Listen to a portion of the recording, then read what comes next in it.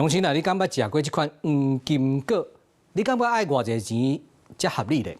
这个有人去到新北市的万里的龟坑鱼港去佚佗啊，所以去买4粒4斤988块。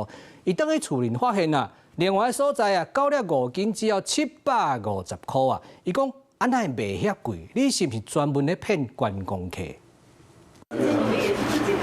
皮黄金银，外表是圆润润，用刀仔切，果子肉是白色透明的胶质，袂输是果子冻。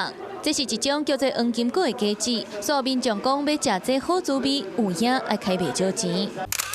资深媒体人皮花干昨上去普文讲，朋友招待华侨朋友到新北万里的古好渔港，华侨朋友无看过黄金果，好奇就买4粒4斤，当中988，想袂到转去了后，比价发现电商9粒5斤只要750块，互人质疑渔港的摊贩敢是专门咧甲观光客揩油。那个女摊贩还跟他说：“你如果嫌贵的话，我可以告诉你，还有1颗350块钱的。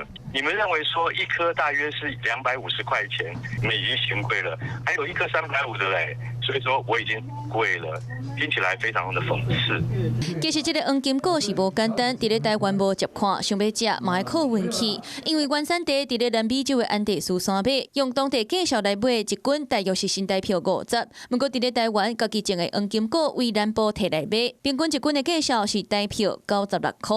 可是台湾就是以水果好吃著名著称，对不对？在这样的情况下，你为什么会要比我们一般在国内买的价钱还要贵呢？是因为它是旅游的景点吗？所以我认为，对于台湾的这个国际形象，或是在地居民的感觉都不太好。对这摊贩嘛出面驳回，客人你觉得贵，他不要买，我们也不会强求说一定要你买，对不对？卖东西是1或2期，每一个人来买的价格都一模一样的。头家摊价888，人客煞食甲规百多块。消保官表示，电商平台无人事成本，认为摊贩卖介绍是真合理。黄金果的介绍引起2派来论战，一粒黄金果到底值偌济？要看消费者甘愿意买。